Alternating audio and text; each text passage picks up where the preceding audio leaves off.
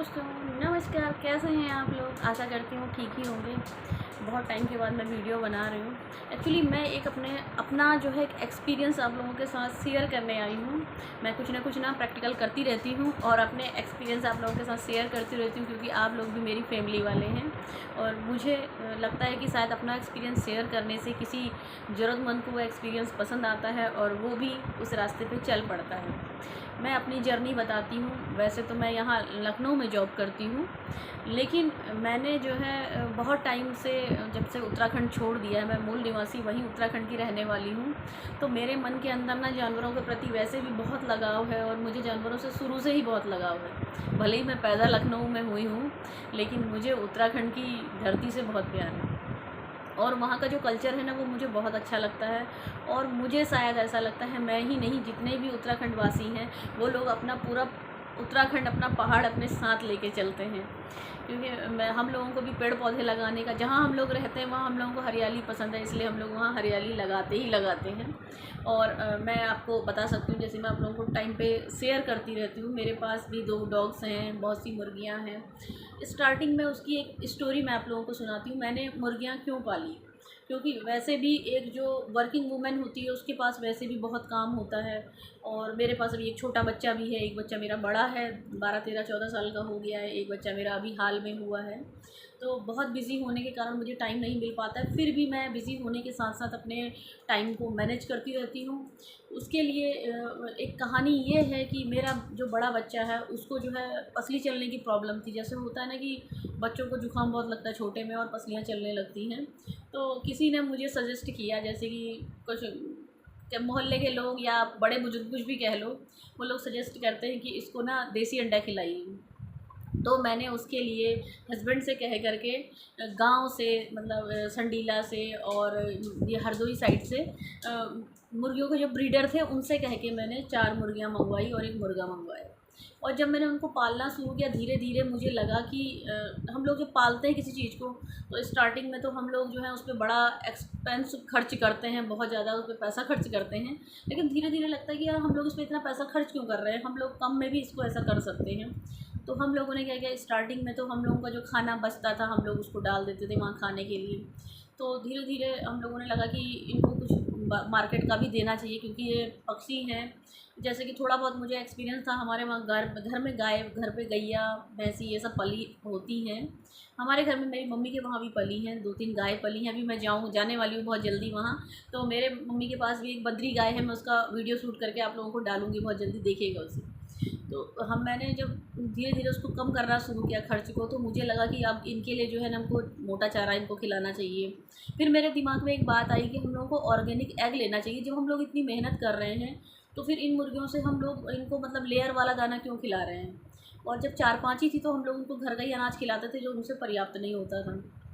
फिर मैंने उनको धीरे धीरे हाइड्रोपोनिक मैंने थोड़ा सा यूट्यूब पे देख करके सीखा। जैसे मैं देखती हूँ तो वैसे ही मैं थोड़ा सा कोशिश करती हूँ करने की। और फिर मैंने जब हाइड्रोपोनिक चारा, पहले स्टार्टिंग में मक्का उगाया, और जब मक्के वो इतने बड़े बड़े हो गए तो मुर्गियों को खाने के लिए दिया। फिर मुझे लगा, जब बहुत गर्मी पड़ती, स्टार्टिंग में क्या हुआ कि जब मेरी मुर्गियाँ जो हैं उन्होंने चूजे निकाले और वो कम से कम 10-15 हो गई। तो पहले साल में क्या हुआ कि उनको सीआरडी की बीमारी आई और वो सब मर गई। मैंने डॉक्टर को बुलाया, वैक्सीनेशन भी करवाया, सब कुछ किया, लेकिन वो नहीं बची।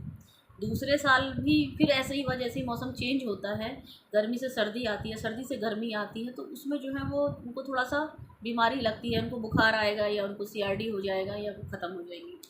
फिर तीसरे साल में भी हम लोग को बड़ा ख़राब लगा कि हम लोगों ने सोचा बाड़ा पूरा खाली हो गया। फिर हम लोगों ने फिर ब्रीडर से कह के फिर मंगवाया। अब एक मुर्गी 700 रुपये की मिलती थी उस समय, मतलब 4 साल पहले। देसी मुर्गी जो होती है, प्योर देसी ब्रीड, जिसे पिजन हैन कहते हैं। फिर मैंने उसमें सर्च करना शुरू किया धीरे धीरे कि क्यों ना हम लोग कुछ घर की दवाइयाँ बना करके भी इनको स्वस्थ कर सकते हैं क्या। तो मैंने उनके लिए घर पे दवा बनाना शुरू किया। फिर जैसे ही मौसम चेंज होना शुरू किया तो मैंने उनको चावल में हल्दी और मेथी और अजवाइन डाल करके हफ्ते में 1 दिन देना शुरू किया। तो उनको पहले साल तो बीमारी आई ही नहीं। दूसरे साल भी ऐसे ही हुआ, तो उनकी संख्या बढ़ते बढ़ते बढ़ते आज मेरे पास उनकी संख्या कम से कम 40 हो गई थी।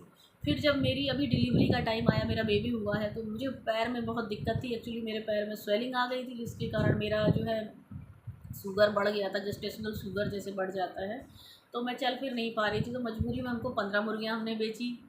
फिर कुछ दिन के बाद फिर हमको कुछ कस्टमर मिल गए पालने वाले। हम कोशिश करते हैं कोई पालने वाला ले जाए उनको, तो जो पालता है ना तो उनको बड़ा अच्छा लगता है, कोई पालने के लिए ले जाता है। तो हम लोग जो है यूट्यूब पे डाल देते हैं, कोई पालने वाला हो तो मुझसे कांटेक्ट कर ले, और हम लोग उसको एड्रेस बता देते हैं, वो ले जाते हैं। हम लोग कभी भी कटने के लिए मुर्गियाँ नहीं देते। फिर जब धीरे धीरे आदमी अवसर खोजने लगता है, धीरे धीरे बढ़ने लगती हैं, तो फिर हम लोग कहते हैं ना कि आवश्यकता आविष्कार की जननी है। ये बात शायद मुझे लगता है कि मुझ पे भी लागू होती है। और जब मेरे पास मुर्गियाँ ज़्यादा हो गई तो फिर मैंने छत पे जो है एक बड़ा सा कमरा उनके लिए बनवाया। और हम लोगों ने सोचा कि हम लोग पैसा तो नहीं खर्च करेंगे, लेकिन हम लोगों ने जो है जुगाड़ लगा करके एक सेटअप तैयार कर दिया।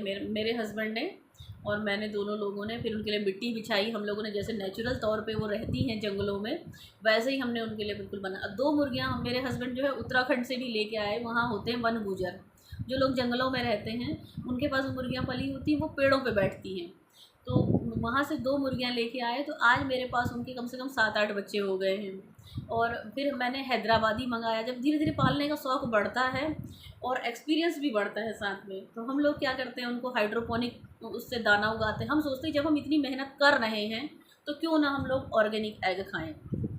और भविष्य में प्लानिंग है मेरी कहीं मतलब शिफ्ट होने की। नहीं होगा तो अपने घर तो हम जाएंगे ही उत्तराखंड, वहाँ तो ज़मीन वमीन है ही हम लोगों की, वहाँ भी हम इस तरह का सेटअप बनाएंगे।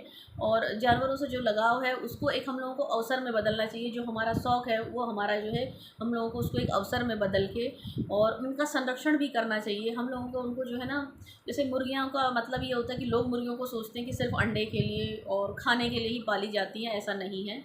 वो भी हम लोगों की तरह जीना चाहती हैं, उनको भी हम लोगों को जीने देना चाहिए, और उनके वंश का हमको विनाश नहीं करना चाहिए। हम लोग केवल अंडे ही खाते हैं, और ये भी नहीं कि हम पूरे अंडे खा जाते हैं, हम लोग उनके चूजे बनाते हैं आगे के लिए और तरह तरह की। फिर मुझे एक समझ में आया कि मेरे पास जो पिजन हैन है वो केवल इतनी छोटी मुर्गी होती है, तो मुझे लगा कि कम से कम कोई मुर्गी ऐसी हो कि जो मुर्गी बड़ी हो और वो ज़्यादा चूजे, मतलब ज़्यादा अंडे सेकेगी तो वो ज़्यादा चूजे निकालेगी, और वेट भी उसका अच्छा होगा, तो हमको उसका कस्टमर भी सही मिल जाएगा ख़रीदने वाला।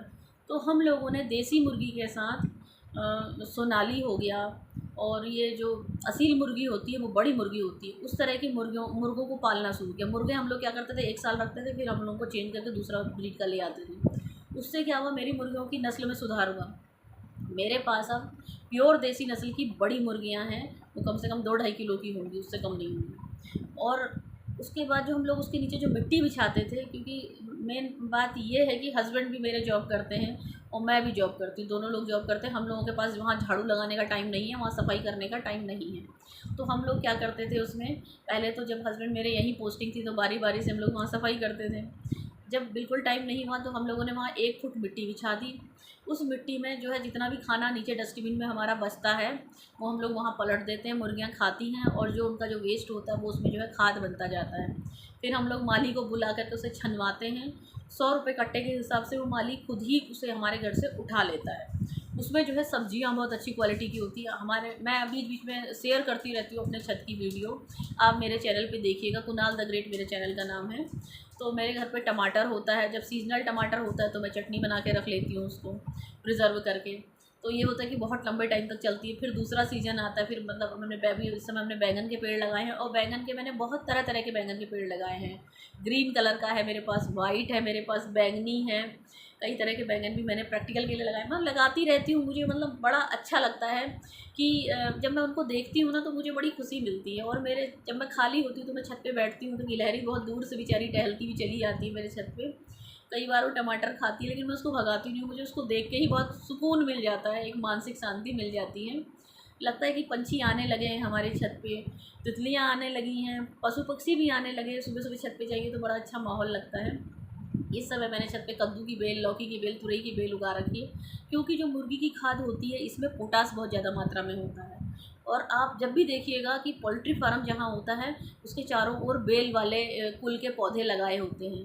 एक्चुअली मैं बायोलॉजी की थोड़ा सा स्टूडेंट हूँ, तो मुझे इन चीज़ों का थोड़ा सा नॉलेज है, जानवरों का भी मुझे पता है कि ट्रीटमेंट कैसे करना है। लेकिन मैं चाहती हूँ कि हमारे देश के किसान 0 बजट फार्मिंग करें और उनको अपनी जेब से एक भी पैसा ना लगाना पड़े। स्टार्टिंग हम लोगों को जब भी कोई बिज़नेस करते हैं तो हम लोगों को जुगाड़ से ही करनी चाहिए, जुगाड़ करके ही इस तरह की एक सेटअप बनाना चाहिए। अगर हम लोग अगर एक सोचते कि पोल्ट्री ज़मीन खरीदें, पोल्ट्री फार्म खोलें, तो वो तो बहुत बड़ा एक सेटअप हो जाता, उसमें पैसा भी बहुत लगता और ज़रूरी नहीं कि हम लोग उसमें से कमा ही पाते। कई बार ये कच्चा खेल होता है एक तरह से। मुर्गियों में बीमारी बहुत जल्दी आती है, और बीमारी जब आती है तो मुर्गियाँ मर जाती हैं। उनमें बीमारी क्या क्या आती है, उसमें CRD आती है, या फिर मुर्गियों को बुखार आएगा, पैर उनके लंगड़े हो जाएंगे तो मर जाएंगे, पंख ढीले हो जाएंगे तो मर जाएंगे। पंख ढीले होना जो है विटामिन की कमी होती है। जैसे कि हम लोग घर का बना हुआ उनको खाना खिलाते हैं, जो भी खाना बच जाता है, तो या कच्ची सब्जियों के छिलके जो बचते हैं हमारे में, वो छिलके हम लोग डालते हैं, जिससे क्या होता है उनका विटामिन उनके शरीर में पूरी मात्रा में पहुंच जाता है। हाइड्रोपोनिक उससे जो हम उगाते हैं, जो उनके लिए दाना उगाते हैं हाइड्रोपोनिक विधि से, उससे क्या होता है उनके उसमें जितने भी विटामिन की कमी पूरी हो जाती है, मिनरल्स की कमी पूरी हो जाती है। इसलिए कोशिश करनी चाहिए कि हम लोग जो है ज़ीरो बजट फार्मिंग करें, और हम लोग जो है शुद्ध खाएं और स्वस्थ रहें। यही मेरे लिए मैं अपने जीवन का एक यही उद्देश्य मानती हूँ कि मैं खुद करती हूँ और दूसरों को भी बताती हूँ। और मेरे पास इस समय जो है ना, घर से ही मैंने अभी मार्केटिंग करनी शुरू नहीं की है। मैंने केवल ये एक प्रैक्टिकल किया था कि मैं करके देखती हूँ कि मुर्गियों को लोग कहते हैं घाटे का सौदा होती है, बीमारियाँ बहुत आती हैं। मैं करके देखती हूँ क्या ऐसा होता है क्या। 2-3 सालों से मेरी मुर्गियाँ बराबर से स्वस्थ हैं, और हमने उनके बाड़े के ऊपर जाल बनाया है एक तरह से रस्सी से बुन के। वो जो है रात को नीचे ज़मीन पे नहीं बैठती हैं, वो ऊपर रस्सियों के जाल पे बैठती हैं, जिससे क्या होता है उनको हवा लगती रहती है, और नीचे की जो गंदगी अगर किसी दिन सफाई नहीं होती है तो उनको बीमारी नहीं लगती। इसलिए हम लोगों को ना थोड़ा सा दिमाग लगाते रहना चाहिए, और लोगों की जो अफवाहें होती हैं उन पर ध्यान न देते हुए हम लोगों को अपने उद्देश्य पे फोकस करना चाहिए। और हम लोगों को धीरे धीरे जो है अपना जानवरों के साथ, प्रकृति के साथ हम लोगों को अपना संतुलन बनाए रखना चाहिए। देख लीजिए आप, जब मनुष्य ने प्रकृति का संतुलन बिगाड़ दिया है, कितनी भयंकर गर्मी पड़ रही, कितनी भयंकर सर्दी पड़ रही है, बेमौसम बारिश हो रही है, कई तरह की समस्याएं हो रही, कई लोग गर्मी से मर गए हैं। इसलिए प्लीज़ ऐसा ना करें, घर में पेड़ पौधे लगाएं, जीव जंतुओं को अपने घर में जगह दें, और मेरी तरह प्रैक्टिकल करते रहें, स्वस्थ खाएं, कोशिश करें कि स्वस्थ खाने की कोशिश करें। क्योंकि जितनी भी मार्केटिंग इस समय हो रही है, जो लोग मुझे देख भी रहे होंगे, कुछ लोगों को मुझे देख गुस्सा भी आ रहा होगा मेरी बात सुन के, क्योंकि हम लोगों को ऑर्गेनिक फार्मिंग ही करनी चाहिए। देखो, गाय भी हम लोग पालते हैं, उसको भी शुद्ध खिलाइए, अच्छा खिलाइए। एक जानवर को ऐसा पालिए, एक गैया को पालिए, उसका पूरा जीवन अपने घर में पूरा कीजिए, उसके आने वाली पीढ़ी का भी संरक्षण कीजिए। ये नहीं कि उसके बच्चे हुए उनको सड़क पर छोड़ दिया, दूध पी के सड़क पर नहीं छोड़ना चाहिए, ये गलत बात है। एक जानवर की पूरी जिम्मेदारी उठाइए और उसको पूरी तरह से संरक्षित कीजिए। जिस तरह से मैंने अपने मतलब मुर्गियों को पाला है, मैंने कभी भी मुर्गे जो हैं कटने के लिए नहीं दिए, या मैंने इस तरह से मतलब उनकी वो बेकदरी नहीं की। जिस तरह से मतलब मैंने पाले हैं उनको, मैं उनसे प्यार करती हूँ, उनके साथ मैं समय बिताती हूँ, मुझे बहुत अच्छा लगता है। ये एक तरह से हीलिंग है, एक थेरेपी है हम लोगों की। मानसिक जो रोगी होते हैं वो लोग स्वस्थ हो जाते हैं इस तरह की हीलिंग से।